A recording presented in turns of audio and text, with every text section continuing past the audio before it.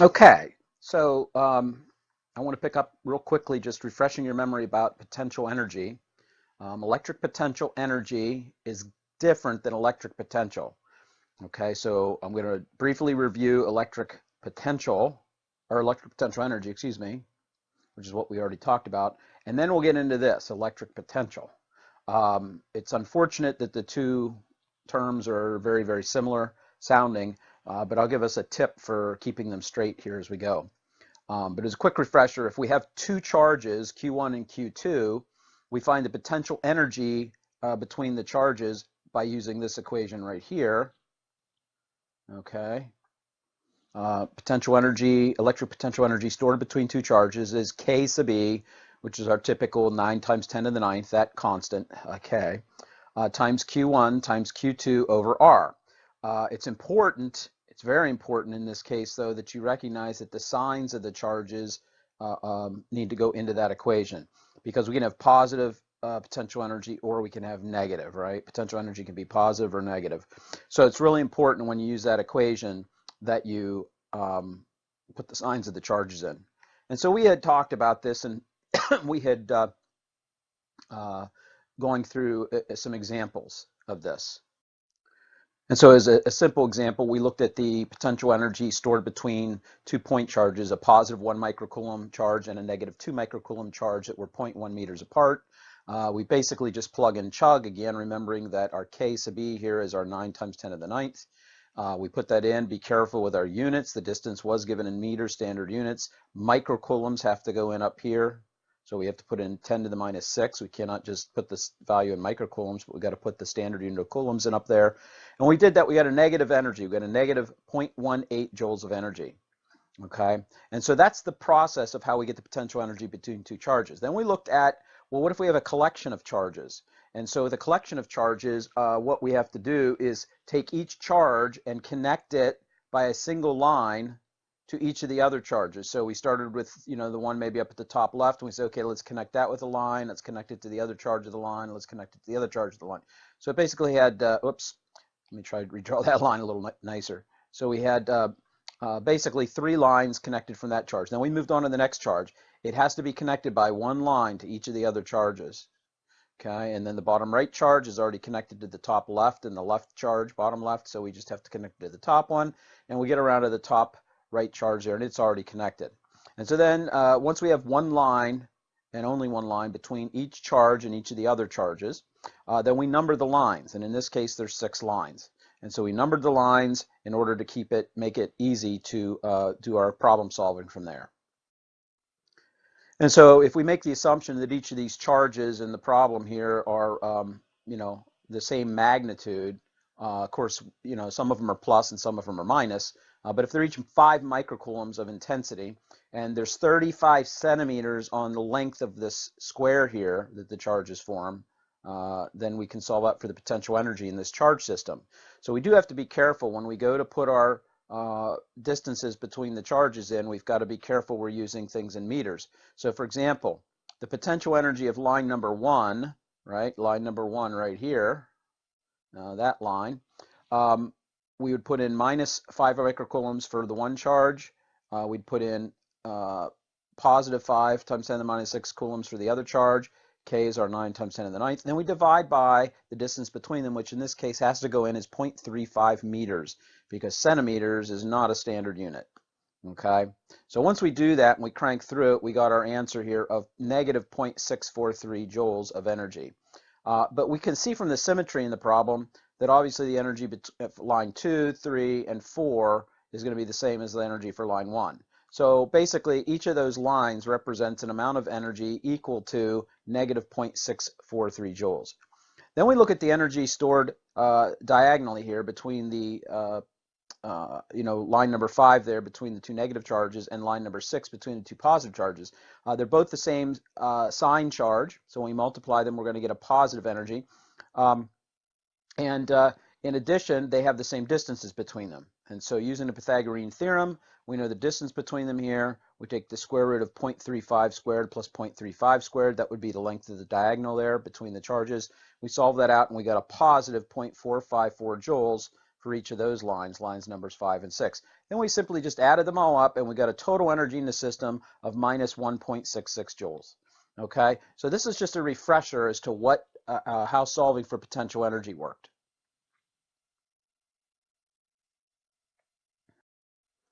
So the bottom line of all that is that that question of how much energy was stored in that charge system is really equivalent to the question, what is the work done or the net work done in assembling the group of charges shown? Or how much energy is stored in the system of charges shown? Those are equivalent numbers. And again, we always assume the energy stored between two charges that are infinitely far apart is zero. That's our basic, our zero line for when we do electric potential energy. And so everything is with respect to that. And so again, keep in mind that sometimes solving a question like this first one, the way you're thinking about solving it with maybe like work equals force times distance times cosine theta, you know, that becomes a very, very difficult prospect because of the changing electric field as the charges move and the changing forces. But it's equivalent to this question, and that's a rather easy question to solve, as we just saw. Okay, so that's electric potential energy.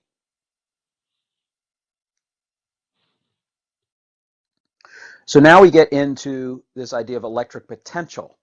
And so electric potential is a way that scientists have invented to try to describe the amount of potential energy per unit charge you might have at a location in space. So the electric field, remember, was a vector field, and it described the amount of force per unit charge we got in a position in space, right?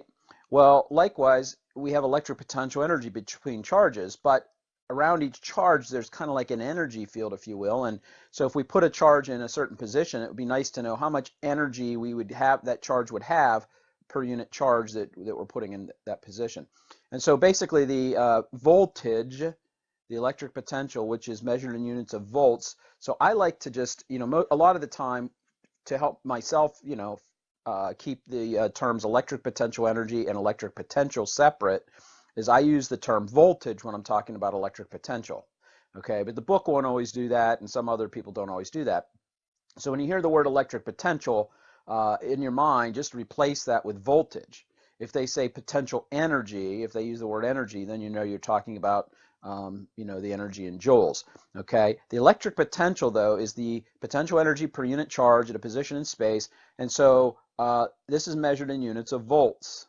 Okay, and so most of the time, once again, similar to what we've seen before, you're not going to use that equation in that form. Typically what you'll do is say, well, the potential energy that a charge has is equal to Q times the voltage.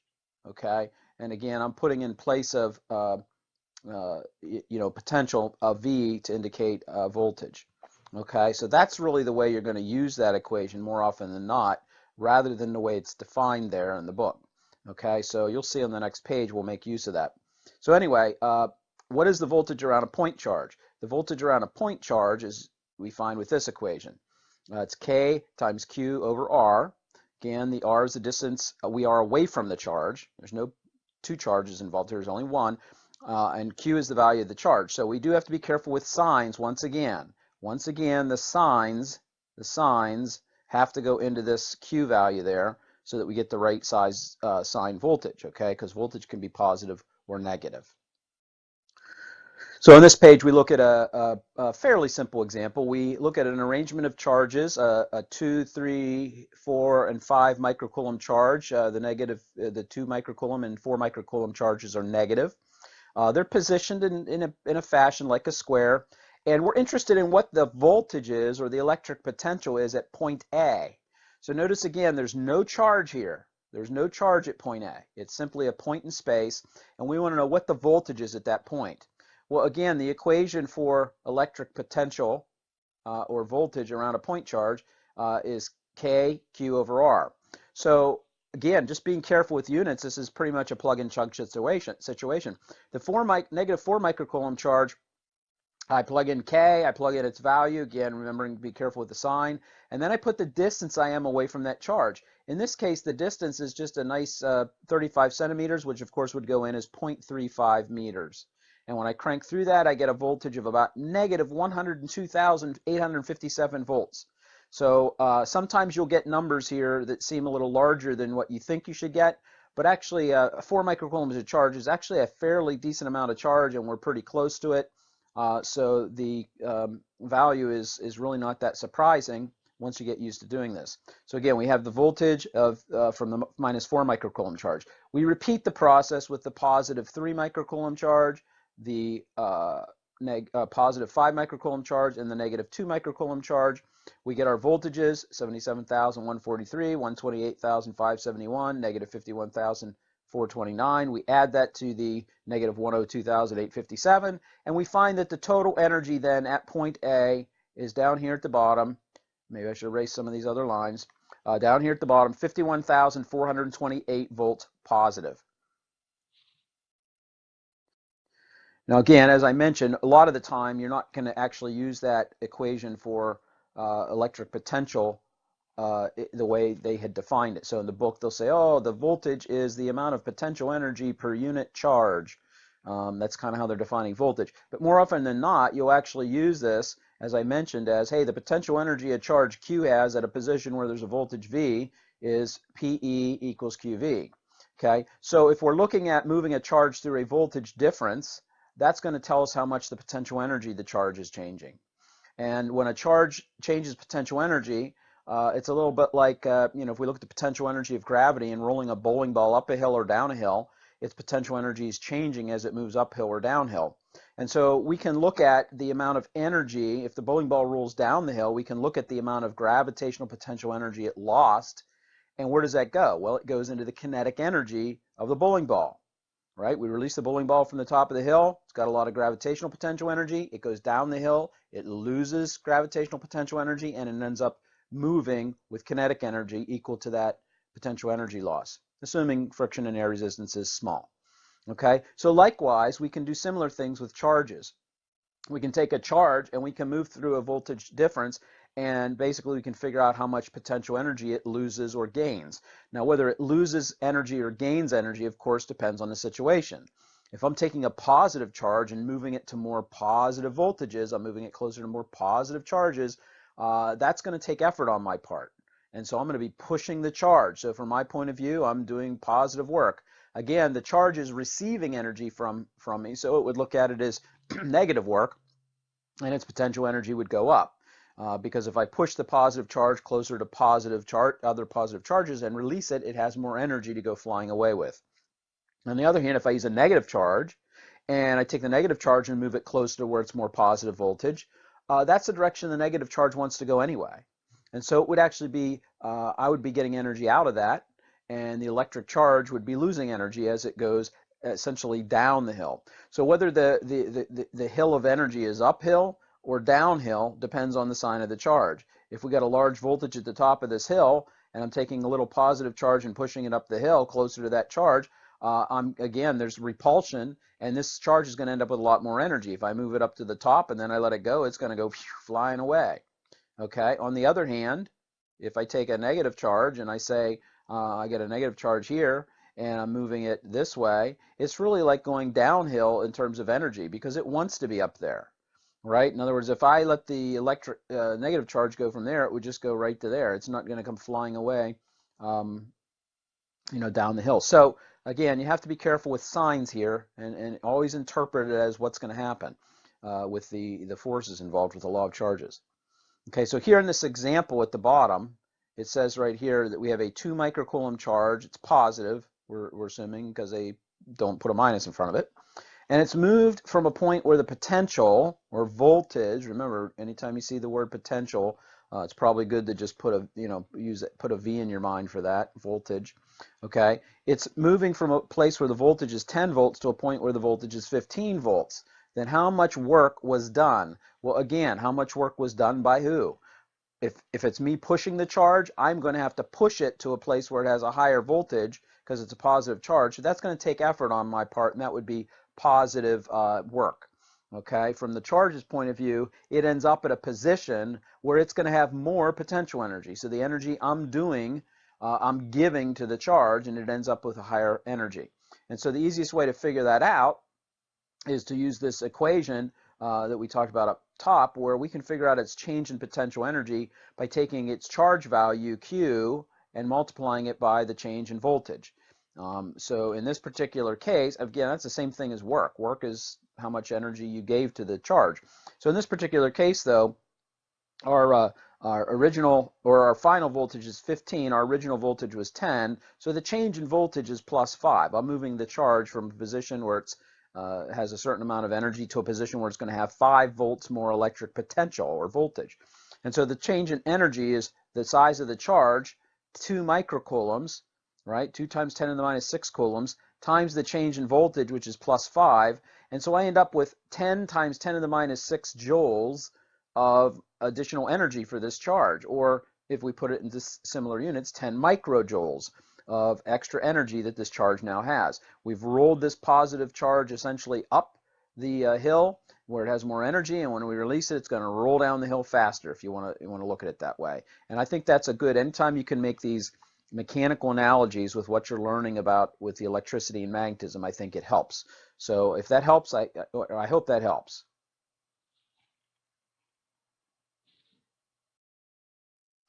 Okay, it's worth mentioning at this time that the best way to get a nice uniform electric field, or typically how we do it, is we use parallel plates.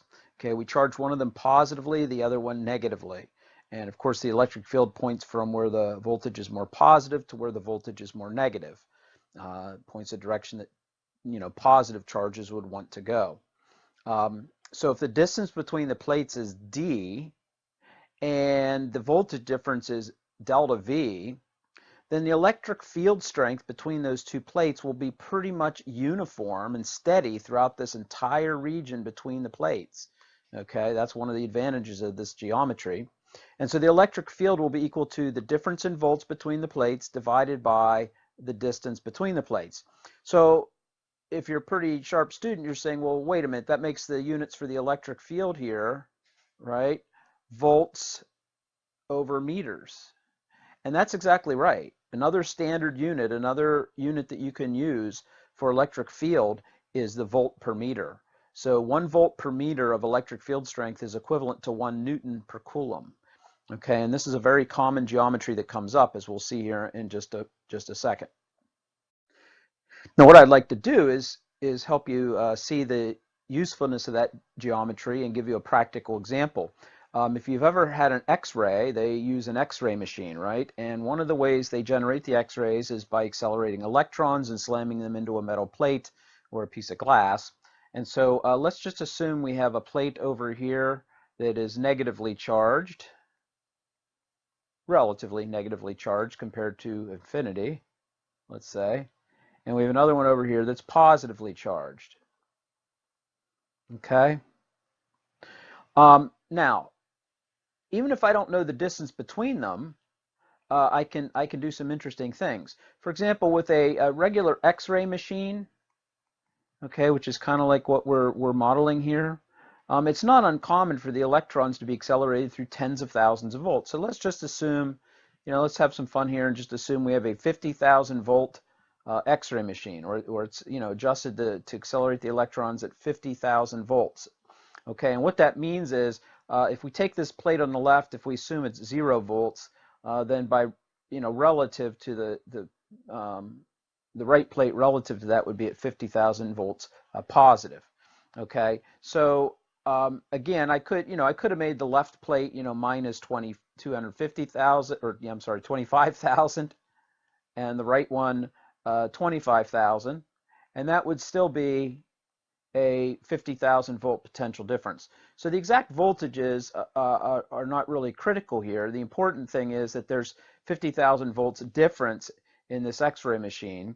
Okay, and so we have this situation where we've got an electric field in between. And now let's suppose if I put a small electron here, I release an electron, I had put it on that 0 volt plate there, and then I let it go. Well, obviously it's going to start from rest. And as it goes across here, it's going to be, the electric field's going to push it this way. In other words, it's going to be attracted to the positive plate. And as it gets over here closer and closer to the plate, it's going to be moving very quickly, right? It's going to be moving at a very high rate of speed. And so what will be the final speed as this electron hits that 50,000 volt plate, assuming it starts from with an original velocity again of 0 meters per second? Okay, I don't know the distance between the plates, but that's okay, because if you remember, the amount of potential energy change that the charge is going to encounter, the electron is going to encounter a potential energy change of Q times the change in voltage. All right, and so in this particular case, we know what Q is. Q is the charge of an electron, and we'll just rough it out as minus 1.6 times 10 to the minus 19 coulombs. And the voltage difference here is going to be the final voltage minus the original voltage, which would be 50,000 volts. It'll end up on the right plate, minus the 0 volts from the left plate. And so when we crank through this on our calculator, and you can double check me when we're doing problems like this, obviously, I'm getting an answer of about negative 8 times 10 to the minus 15 joules of energy. Okay, so that's the amount of potential energy the electron is losing as it moves between these two plates. All right, but where's the energy going? We know energy doesn't just disappear. Well, of course, it's going into the kinetic energy. The kinetic energy is now going to change by a positive 8 times 10 to the minus 15 joules. In other words, this electron, even though it's going to more positive voltage, from its perspective, it's kind of like it's rolling downhill. It's going to go faster and faster as it gets closer to the 50,000 volt plate. So it's going to convert that potential energy that it gains into kinetic energy. And the kinetic energy difference will be 1/2 mv final squared, if you remember back to your equations for kinetic energy, minus 1/2 mv original squared. And of course, that's going to have to be equal to this positive 8 times 10 to the minus 15 joules. Now, the electron started from rest, so this whole term there drops out. And we can solve out then, knowing that the mass of an electron, which we could look up or someone could tell us, is 9.11 times 10 to the minus 31 kilograms. We can now solve out for the final speed of this electron. Right? We can solve this equation out. And if you do it right, you can double check me. I was getting a final speed here for the electron of about 1.33 times 10 to the 8th meters per second. And guess what? That's approaching half the speed of light. So these electrons in these X-ray machines are moving at what we would call relativistic speeds. Okay, and that's one of the reasons they have so much energy. When they hit, they dislodge some inner electrons in the plates that are in the X-ray machines, and they actually generate X-rays, okay, which then are used to X-ray your body. So there's a practical example of how we can use these equations that we've been learning and this information in a practical example. Now, if you remember, I mentioned that every single charge then has kind of like this, maybe we'll call it an energy field around it. We know it has an electric field. It has a direction it would want to force positive charges depending on its sign and how far away we are from it. But it also has kind of like a voltage field around it. And if we plotted around a positive charge, let's suppose I took a positive charge and everywhere the voltage was 10 volts, maybe it was 10 volts here, maybe it was 10 volts here, maybe it was 10 volts here, 10 volts here. If I plot, if I find everywhere that the voltage is 10 volts and I connect all the lines together or all the points together to make a line, in this case I'll get kind of a circular line, a circle going around the charge. And when we connect lines of equal voltage, we call those equipotential lines, kind of like, equal voltage lines. So equipotential lines, okay, are lines of equal voltage. So maybe this is a 10 volt line, maybe this is an 8 volt line, maybe this is a 6 volt line, and so on and so forth. And we can kind of get a picture of how the energy field is around this charge. The interesting thing is there's a nice relationship between the direction of the electric field and the equipotential lines, and that is the electric field lines, which would be these lines, right? These electric field lines that have the arrows on. They're always going to cross every equipotential line perpendicularly. So no matter what electric field line it is, it will always cross every equipotential line perpendicularly like that. And so we can actually, in our lab on Friday, we're actually going to plot the voltage lines around a charge distribution, And then we're going to sketch in our electric field lines using those equipotential lines, knowing that they always must cross perpendicularly. Now, interestingly enough, that same arrangement of having two plates parallel to each other and oppositely charged, that arrangement can also be called a capacitor. Now, typically the plates are much closer together in a capacitor, and it has a different purpose than what we were just talking about. So in an X-ray machine, when the plates are charged oppositely and they're further apart, it's usually referred to as an electron gun or an electron, a device for accelerating electrons.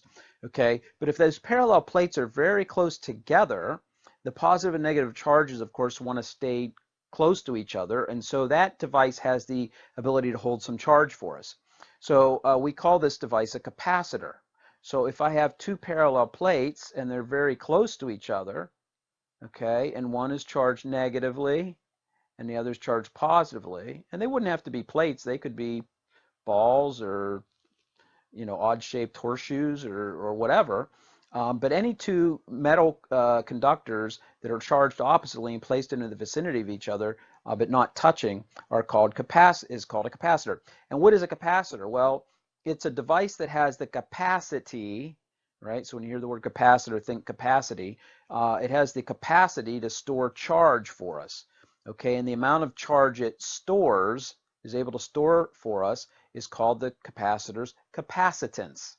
Okay, so if we needed to store water, we might use a barrel or a swimming pool, and we'd fill it up with water, and that would hold the water for us until we needed it. Well, likewise, sometimes in electricity, we want to store up some charge so that we can use that charge at some moment in time for some job that we want to do, like maybe making a camera flash go off.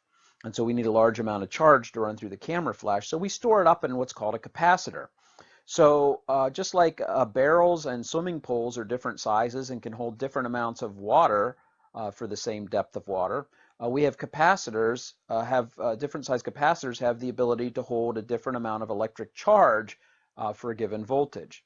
Okay, so the equation here of interest, the most basic equation when it comes to thinking about capacitors and how they work is this one right here. The amount of charge a capacitor will store for us in coulombs is equal to the capacitance of the capacitor, which is in units of farads. Okay, the capacitance C for a capacitor here, the C here stands for the capacitance, and it's in units of farads.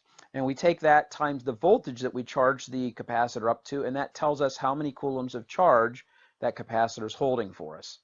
Okay, now a capacitance of 1 farad is a huge amount of capacitance. So typically speaking, we're going to be dealing with, maybe microfarads, nanofarads, picofarads. On occasion, maybe into the millifarad range, but a farad of capacitance is very, very large, and once you get used to this, you'll understand that. So we know the amount of charge now on a capacitor is its capacitance C times the voltage we charge it up to, but how do we know how much capacitance a capacitor has? Well, it can get quite complicated if the charged plates or the charged conductors are very odd shaped, like horseshoes or something. But parallel plate capacitors are very common. It's a very simple arrangement. And so parallel plate capacitors, to solve out for the capacitance of that capacitor, it depends on its geometry. Okay, so first of all, if we assume that there's air between the plates of the capacitor, we can rough out the permittivity of air as the same as the permittivity of free space or vacuum. Okay, as far as electricity and magnetism are concerned, vacuum and air are very, very similar. Okay, as far as electricity and magnetism, you're gonna find as we go along, they're very similarly behaved. Okay, so we know that epsilon naught, which is a constant we talked about earlier in the course, right? Because our little k is 1 over 4 pi epsilon naught. That epsilon naught, the permittivity, it's kind of a description of how easily electric fields can go through the air or through vacuum. And so in this case, we'll just assume we have air or vacuum between the plates. And so epsilon naught here stands for our constant that we talked about earlier. And then we take that and we multiply it by the area, the square area or square meter area of the plates of the capacitor and divide by the distance between the plates. So again, our standard unit for area is square meters, our standard unit for distance is meters. So we have to be somewhat careful, because if we're dealing with smaller sized capacitors, something that would fit on a dinner plate or smaller, then we might be dealing with fractions of a square meter, and if the plates are close together, they might be fractions of a centimeter apart or a millimeter. Okay, so here's an example. Down at the bottom it says, hey, what would be the capacitance of a parallel plate capacitor whose plates are 10 square meters and 1 millimeter apart with air between the plates? Well, again, with air, we can pretty much just treat it like it's vacuum between the plates. The permittivity of air is just a little different than the permittivity of vacuum, but it's very, very close. And so we would just take our epsilon naught, 8.85 times 10 to the minus 12, and that's in units of, let's see, coulomb squared per Newton meter squared, right? Again, the units on our constants, always help us know what units we're supposed to be using for the other variables.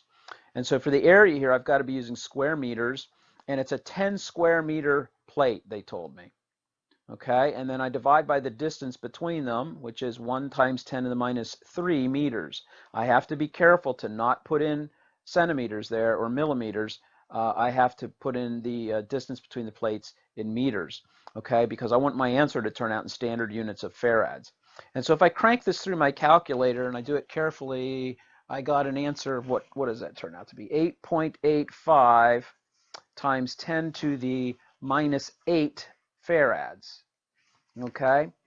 Which if we could also put that in other standard units, and engineers like to use, of course, the prefixes in the international system, and so they might call this 88.5 nanofarads, right? Nanofarad would be 10 to the 9th farad, so 8.85 times 10 to the minus 8 farads would be the same thing as 88.5 nanofarads. And so we see that we're dealing with a very small amount of capacitance here, even though the plates are 10 square meters, which would be what, roughly, well, a little more than 3 meters on a side, right? Those plates, 3 meter by 3 meters, would be 9 square meters of area. And so we're dealing with a couple of plates here that are bigger than a yardstick square, and they're only 1 millimeter apart, and we're only getting like 88.5 nanofarads out of that. So it gives you an idea how big a farad of capacitance is. Now, obviously, if a capacitor can store charge, and there's charges being attracted to each other on these plates, that fixed charge stored there is also storing energy for us, okay? And the amount of capacitance we have, again, depends on the geometry. So they actually make capacitors that are also variable capacitors, where they would, maybe in the device you turn a knob on it and it changes the overlap between the plates or something like that, or the spacing between the plates. So we can have fixed capacitors just have one size, or variable capacitors, but that not only do they store charge, they're also going to store energy. And how much energy? Well, it turns out I like to remember the energy equation for capacitors like this, 1/2 CV squared, because it reminds me of kinetic energy, which is 1/2 MV squared. It just looks like that to me. So I remember that one well. And so 1/2 times the capacitance of the capacitor times the voltage it's charged up to squared is going to give me the amount of energy in joules stored in that capacitor. Thing is, though, since Q equals CV, right, I could do some substituting into here. And so, if I substitute for, if I substitute CV, I'm sorry, if I substitute Q over C for V, I can end up with this equation here, 1/2 Q squared over C being the energy stored in a capacitor. Or if I substitute for C, I put in Q over V, I can end up having the equation 1/2 QV for the energy stored in a capacitor. So any of these are fine, whichever one's the most convenient at the moment. But basically, if you remember this, 1/2 CV squared for the energy capacitor, and you remember this one, which is obviously important to know how much charge is on the capacitor, then you can with your algebra mix and match those to come up with whatever custom formula you want. But I'm going to typically remember it this way, and that's just the way my mind works, and so that's the one I would recommend you really try to remember. Okay, so let's look at a simple example here of calculating the energy stored in a capacitor. It says a 20 microfarad capacitor is hooked up to a 6-volt battery. It says after the capacitor has been fully charged, how much energy is stored in the capacitor. So again, when we hook up a capacitor to a battery, initially it has no charge stored on it, but the battery will send charges to the plates, and they will charge, one positively, one negatively, and that takes some time, but usually in most circuits that happens pretty quickly. We'll do an experiment at some point this semester where you can kind of watch that charging process on a screen and see how the capacitor charges up.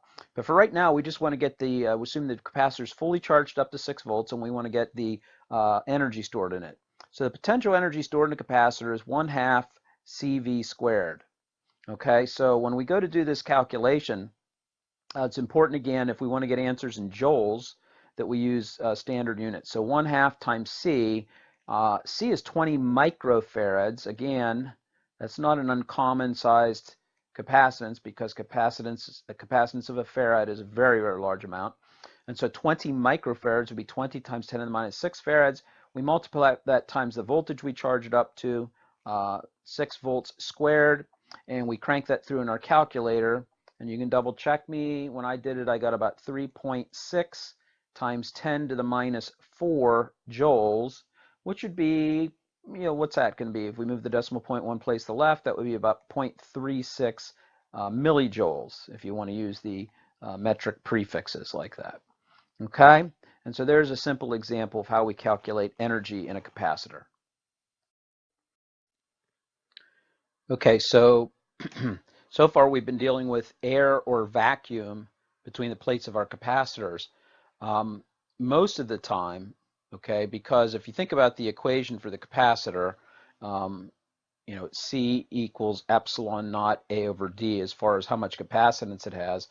We can only make the area so large, at which point it becomes kind of inconvenient.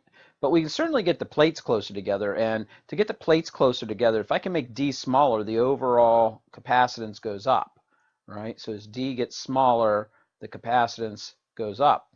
And so one of the ways I can get the plates closer together is by putting a very thin sheet of insulating material between the plates so that I can bring them right up very close to each other. And so these little insulating materials that we put between the plates are called dielectrics. Okay? And so how does that affect the capacitance? Well, not only do the plates get closer together to increase the capacitance, but there's also a property in the dielectric. It has some polar molecules in it. So, if we have a plate here and a plate here, the dielectric has some little polar molecules in it usually, that will align with the field. And when it does that, it actually kind of weakens the field, but allows us then to get higher voltage on the plates before we get a spark through there.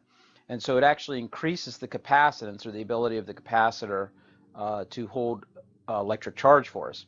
And so how does it do that? Well, we just assign a number. Each of these different dielectrics or insulating materials have a different number called their dielectric constant, and it's just a factor of which it increases the capacitance of the capacitor.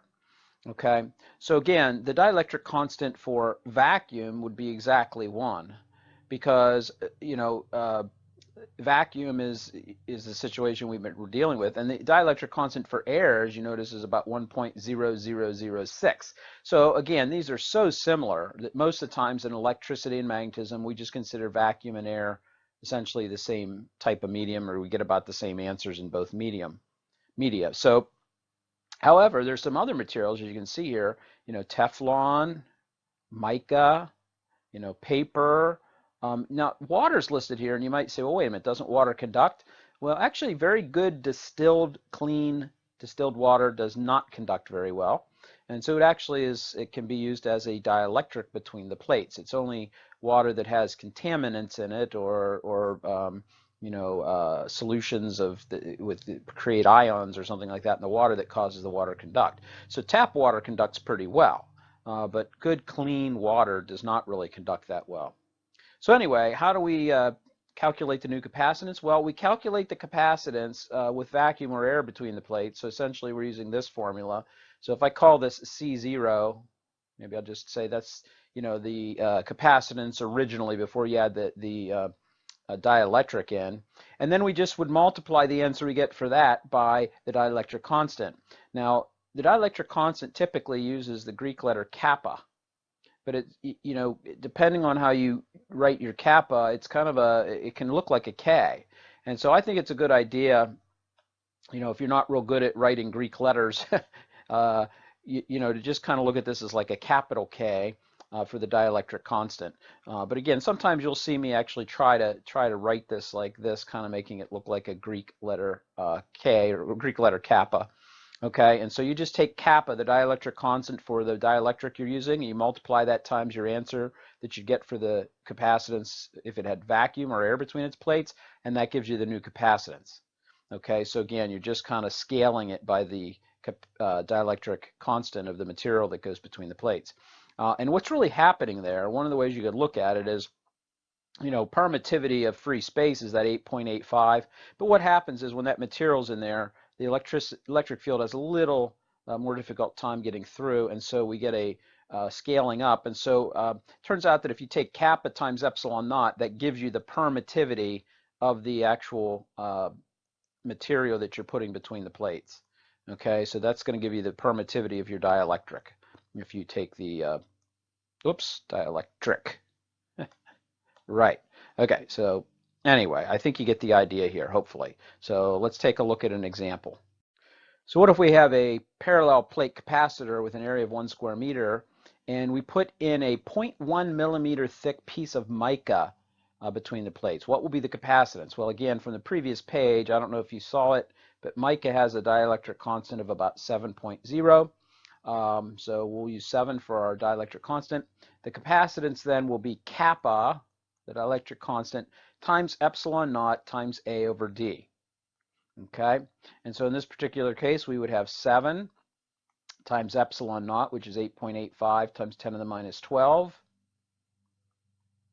times the area of the plates, which is 1 square meter, divided by 0.1 times 10 to the minus 3 meters. Right, I've got to be careful. If I want standard units in farads for the capacitor, I've got to put standard units into my equation. And so again, if you crank through your calculator carefully, I got an answer of, what did I get there? 6.2 times 10 to the minus 7 farads, which, if we want to use the prefixes, which is about 0.62 microfarads. So I guess I don't need to use the approximate. It's basically the same thing. So depending on what units you want to use. But there's our capacitance for that capacitor.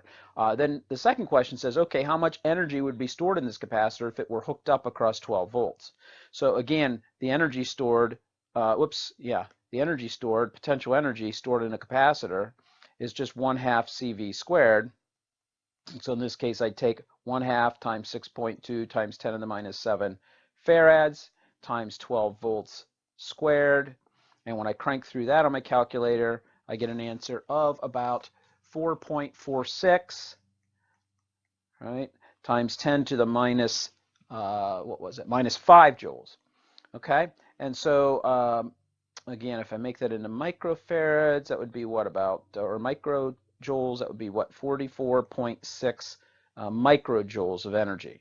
So there would be the amount of energy stored in microjoules in this particular capacitor if it was charged up to 12 volts. So that kind of pulls together the last few slides that we've been talking about. And then finally, one other thing to mention about dielectrics is, you know, of course, just like with air, remember we said air, if we have 30,000 volts per centimeter, okay, which would be, what is that, 3 million volts, I guess, per meter, that would be.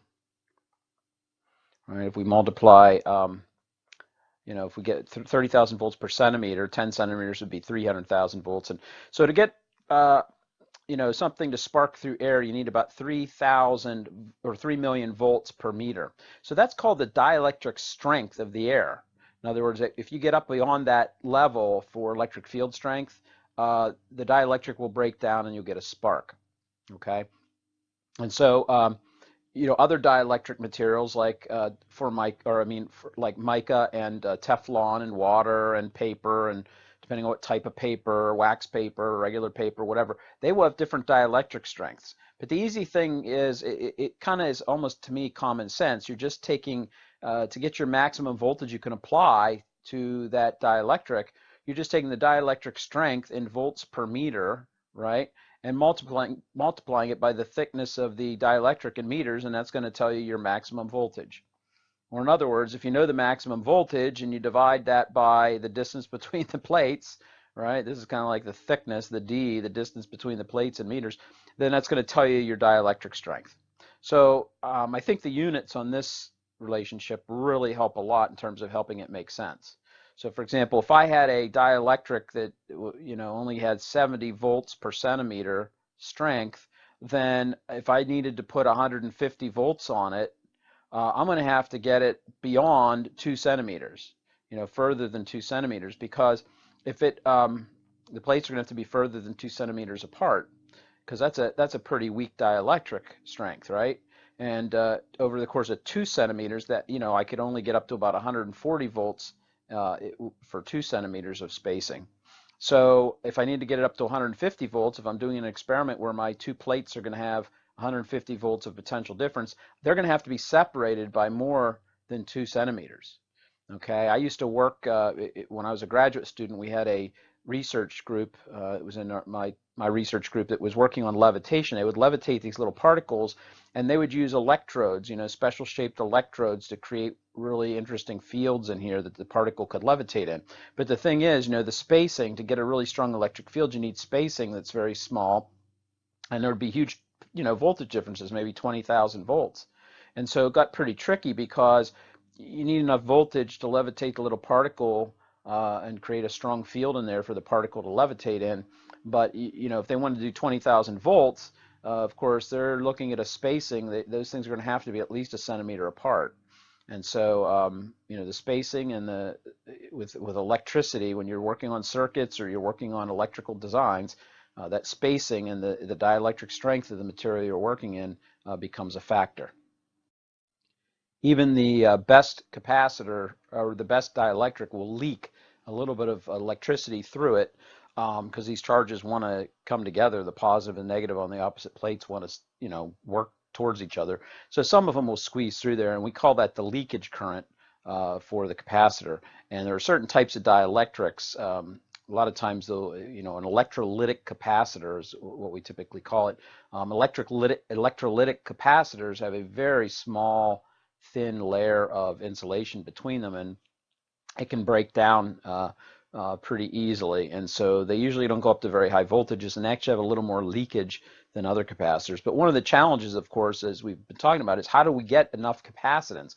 Because we see that we actually get a fairly small amount of capacitance for average size capacitors. So how do we get more capacitance? Well, one of the tricks they do is, again, putting that thin film between them. And then if you could imagine, I have like a sheet of foil, and then I put a sheet of paper down, and then another sheet of foil over top of that. The top foil and the bottom foil, if they're insulated by the piece of paper, they're not going to make contact. And then what I can do is kind of roll this thing up so that I actually have a rolled up like a jelly roll type of arrangement, and for my capacitor there, and then we can enclose it and have the one contact from the one plate and the other contact on the other side from the other plate, and we've got a lot of area, a lot more area in a smaller package by rolling it or folding it up. Okay, and so again, they use different types of dielectrics, and of course we need different size capacitance. But that's one of the things that they do. Okay, so we're going to get into looking at combinations of capacitors and batteries as we go along here. And so it's worth it to take just a moment here to make sure that the symbols that we're going to use for these elements in our circuits make sense. And so down here at the bottom where we look at the battery, if we have two parallel lines of different length, that represents a battery.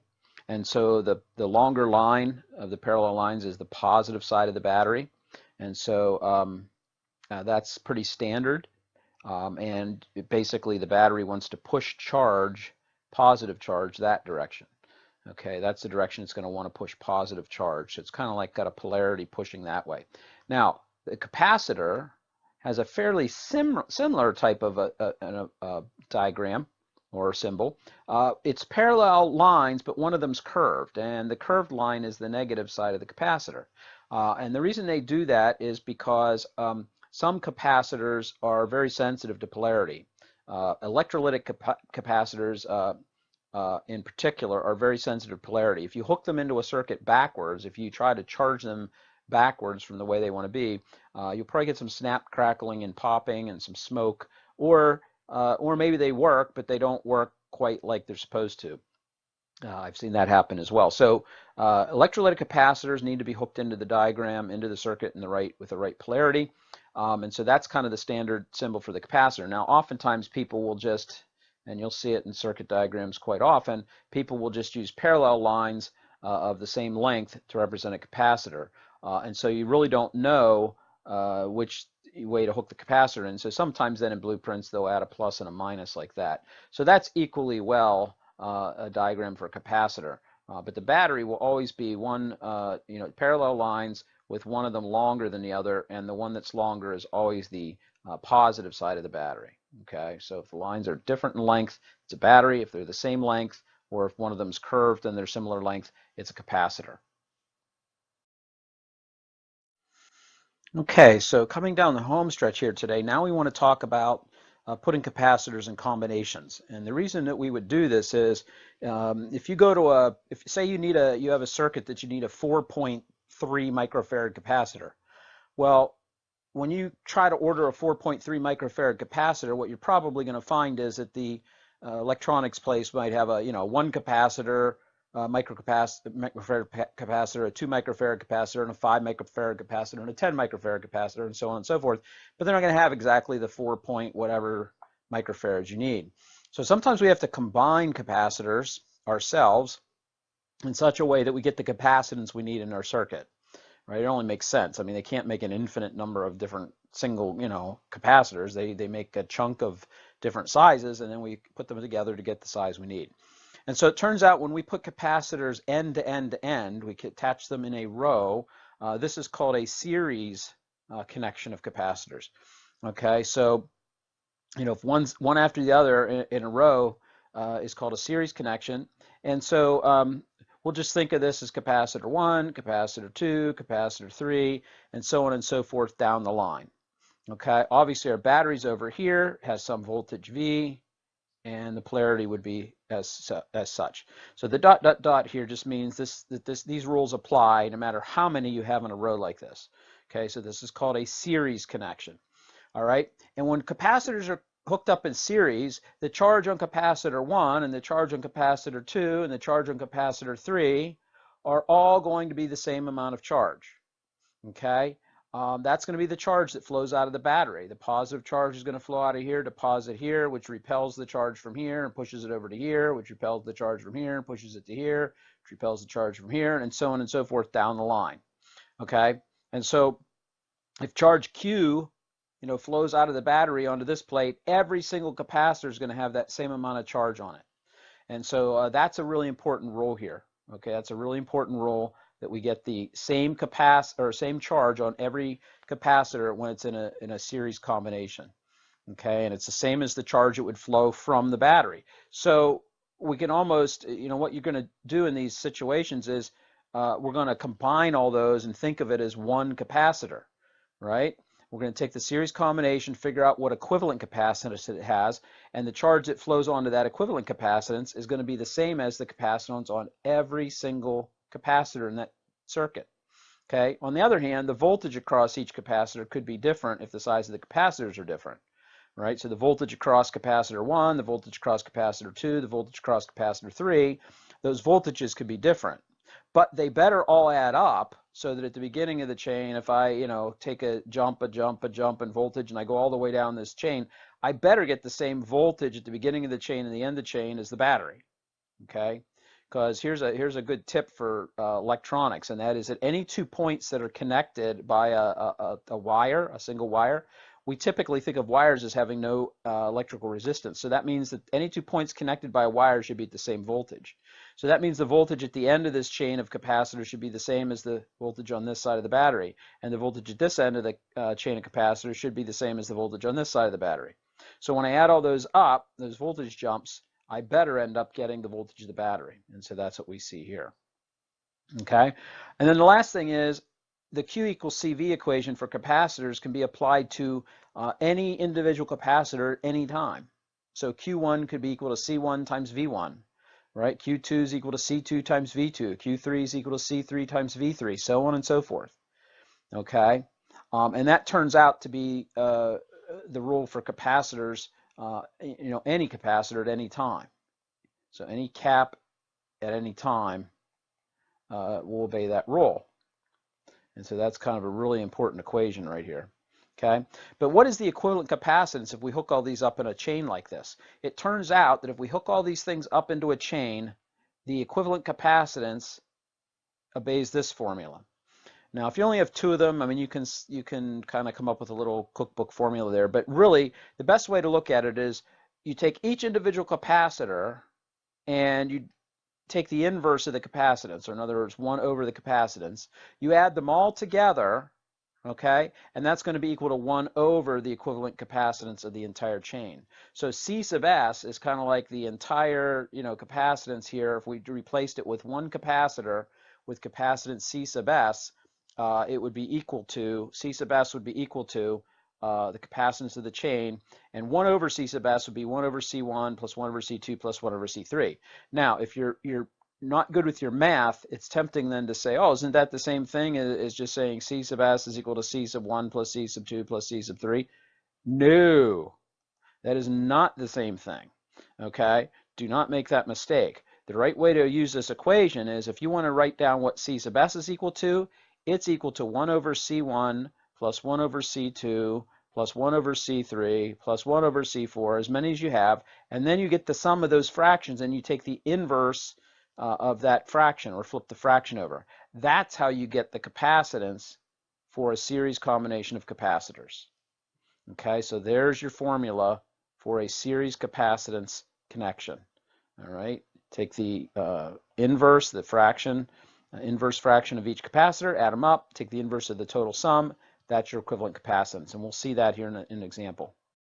Now, it turns out, if we use C sub S for series equivalent series capacitance, again, the charge that flows from the battery, if this is our equivalent capacitance for that whole series chain, then the amount of charge that flows from the battery is the same as the equivalent capacitance times the voltage of the battery.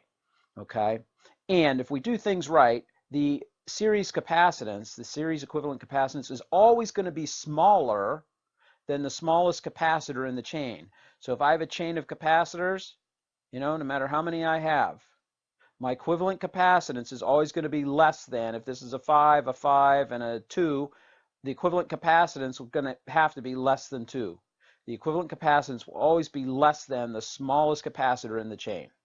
Okay, so now let's take what we've learned there and let's try an example here. Okay, so let's take a look at an example of this. Let's suppose we have a 4 microfarad and 12 microfarad capacitor, and they're connected in series, right, and hooked up to a 6-volt battery. So in this diagram, this battery is 6 volts, and let's just put the 4 microfarad capacitor here and the 12 microfarad capacitor here. So the first question, part A, says what is the equivalent capacitance? That is, if I wanted to replace the chain of capacitors there with one capacitance, what would I be replacing it with? What is that equivalent to?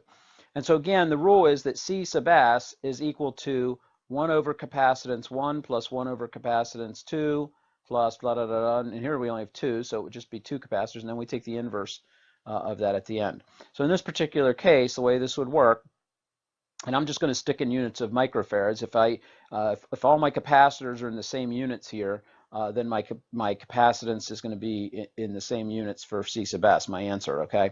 So if I go 1 over 4 microfarads plus 1 over 12 microfarads, and then I take the inverse of that sum, again, if I'm doing everything in microfarads, I can kind of simplify the math here. It would just be 1/4 plus 1/12 to the negative 1. And if your fraction math is good, obviously 1/4 here is the same thing as 3/12, and 3/12 plus 1/12 would be 4/12 in here, and then I flip that over, and 12 over 4 would be 3. So C sub S is going to be 3 microfarads. These two capacitors, the 4 microfarad and 12 microfarad in series combination, are equivalent to putting a 3 microfarad capacitor in the circuit there. Okay. Now again, sometimes you get numbers for the capacitors that aren't so easy to work with, and of course you could use your calculator. Everybody's calculator should have an inverse button or a 1/over button for flipping fractions, and I highly recommend you get familiar with that button because it'll save a lot of time. For example, on my calculator, to do this, I would just take 4 and then hit my 1/over button. I'd hit the plus sign, then put in 12 and put the 1/over button, and then I say equals, get an answer, and then I hit the 1/over button, and I got my answer for C sub S. So at any rate, depending on what kind of calculator you are, there's ways to kind of streamline that process. But the equivalent capacitance here would be 3 microfarads. Now, the second part asks what the voltage is across each capacitor. Well, I'm going to skip down. Let's skip down here to part C first, because this is actually going to be a little easier to answer if I come down here, because I know that the charge on each capacitor in a series capacitance connection is the same on every capacitor. So the amount of charge that flows from the battery is going to be equal to the amount of charge in capacitor 1, which is the same as the charge in capacitor 2, which is the same on capacitor 3, 4, and so forth. So all I have to do is find the amount of charge that flowed from the battery. And now that I know that my equivalent capacitance there is 3 microfarads, that's like saying I have a 6-volt battery now hooked up to, okay, a 3 microfarad capacitor. That's essentially what we're doing here. We found the equivalent capacitance, right? The equivalent capacitance of those combinations, those series combinations, was 3 microfarads. So now I can actually figure out the amount of charge that flowed from the battery, and that would be Q equals my equivalent capacitance times the voltage, which in this case would be 3 microfarads times 6 volts, and that gives me 18 microcoulombs. So guess what? The charge on every single capacitor is going to be 18 microcoulombs. All right. Now that I know that, now I can come back up here and say, well, what's the voltage across each capacitor? Is it going to be the same? Is it going to be 3 volts across each? How's that work? Well, we can figure it out now, because since Q equals CV, remember Q equals CV is always true. Always, always, always true for any individual capacitor. So Q1 would equal C1 times V1, which means V1 is going to be equal Q1 over C1, and so on and so forth. So the voltage across the 4 microfarad capacitor, okay, if we call that capacitor 1, I guess I would say capacitor 1 has a voltage across it equal to its charge, which is 18 microcoulombs, because all of them have 18 microcoulombs on them here. And then I divide by its capacitance of 4 microfarads, and I find out, oh, look at that, there's 4.5 volts across the 4 microfarad capacitor. So up here, the 4 microfarad capacitor, from one side of it to the other there, has a 4.5 volt potential difference. Now, the voltage for V2, the other capacitor, would be 18 microcoulombs over 12 microfarads, which would give me V2 equal to, what is that, 1.5 volts. Okay, and notice again that the 12 microfarad capacitor up here would have 1.5 volts from one side of it to the other. So it makes sense, because we said that the voltages should add up to give us the voltage of the battery when they're connected in series. And so we see that here. We actually see a 4.5 volt across capacitor 1, a 1.5 volt across capacitor 2. And so this is a 4.5 volt jump. This is a 1.5 volt jump. And if we look at that, 4.5 plus 1.5 equals 6. And so that kind of checks out. We kind of expect that our the voltage of the battery better be accounted for by the voltage jumps across the capacitors like that, so they add up. Okay, so there's an example of a series combination of capacitors. Now, when we deal with capacitors in parallel, it's actually, well, you know, it's different. It's different. It doesn't add up the same way. When capacitors are side by side like this, they're called a parallel combination. And notice in this case that every capacitor has its side, the top side of every capacitor is hooked together. They're all at the same voltage. The capacitors of all the bottom plates, all the capacitors are hooked together here, since they're hooked up side by side. And that's also hooked up with a wire straight to this side of the battery. So guess what? In the case of capacitors in parallel, every single capacitor is going to have the same voltage across it. So there's kind of your key. For capacitors in series, the charge was the same on all of them. For capacitors in parallel, the voltage across them all is the same, and it's equal to the voltage of the battery. Okay, and what that means then is that the charge across each capacitor could be different because they could be different capacitances. And C equals Q, Q equals CV, excuse me, is always true, no matter what capacitor we're looking at. And so the way that capacitors in parallel add up, though, it's a simple sum. It's a simple summation here. So we just add up, however, if it's a 2 microfarad, a 3 microfarad, and a 4 microfarad in parallel there, we just add up 2 and 3 and 4, and we would get, what is that, 9 microfarads. Okay, so the equivalent capacitance C sub P, we call it because it's a parallel combination, is just the sum of the capacitors. And so you should always get a bigger answer, a larger answer for C sub P than the largest capacitance in the combination. Obviously, if you take the largest capacitance and you're adding on more to it, you should get an answer larger than the largest capacitance. So that's kind of a little check mechanism as well, if you're wondering if you added things up right. Now, what you might want to do at this point, if you want to challenge yourself, we've got the same two capacitors now and the same battery, but they're hooked up in parallel and then hooked up to the battery.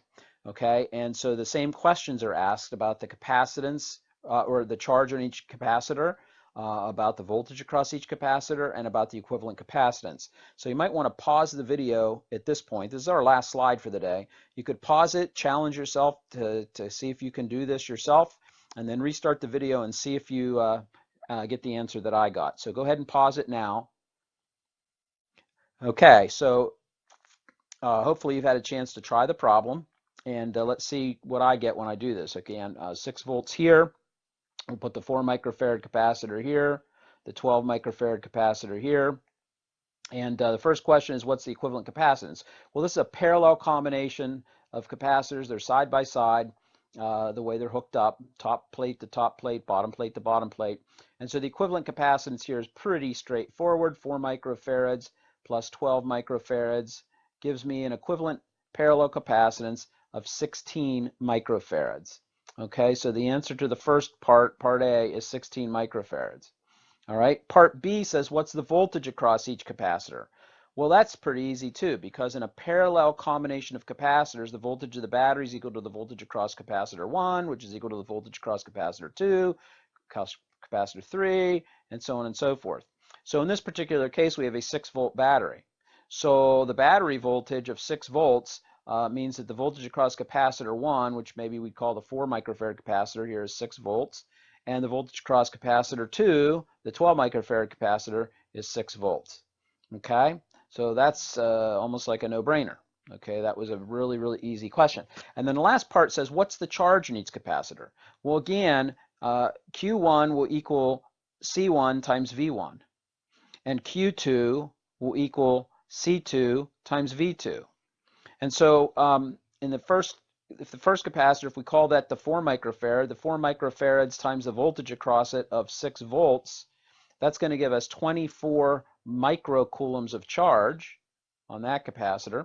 And then if we take the C2 and we say, well, that's the 12 microfarad capacitor, we multiply that by 6 volts, which is across it, and we get, what is that, 72 microcoulombs of charge on the 12 microfarad capacitor. So when we look at this and we consider the charge that had to flow from the battery, right? So if I'm looking at the charges kind of flowing here onto the capacitors, they have to split up at this junction here. Some of the charge goes onto that capacitor, some goes onto this capacitor. So the equivalent, the charge that flows from the battery in this particular case is going to be, whoops, lost my 4 microfarad up there, sorry. The equivalent capacitance here, again, is 16 microfarads. And so the total charge that would flow out of the battery, again, it would be like I could redraw the circuit and say, well, I've got a 6-volt battery now hooked up to a 16 microfarad capacitor. And so we'd say, well, the total charge here that flows out of this battery then would be equal to the equivalent capacitance times the voltage of the battery, which in this case would be 16 microfarads times 6 volts. And we should have had a total charge flow out of the battery of, what is that, 96 microcoulombs. All right. Well, down here, if we add these two things together, all right, notice down here, we add these two things together and we get 96 microcoulombs. All right, so what happened was 96 microcoulombs, so that checks out. That's a nice check there. 96 microcoulombs of total charge flowed out of the battery, and what happened was, if this is my 4 microfarad on the left, the charge came out of the battery and a value of, what is that, 24 microcoulombs of charge ended up there, and then a value of 72 microcoulombs of charge ended up on this capacitor. Whoops, microcoulombs, not microfarads. Okay, so that, again, there's the answers I got. So hopefully you got that. Equivalent capacitance of 16 microfarads, voltage across each capacitor 6 volts, and the charge on the 4 microfarad capacitor would be 24 microcoulombs. The charge on the 12 microfarad capacitor would be 72 microcoulombs. So that wraps things up for today. I hope you learned some things. Don't forget you have your quiz due on Tuesday evening by 11:59 p.m. And if you have questions or problems, you can text me. Otherwise, I will see you on Wednesday. Thanks a lot.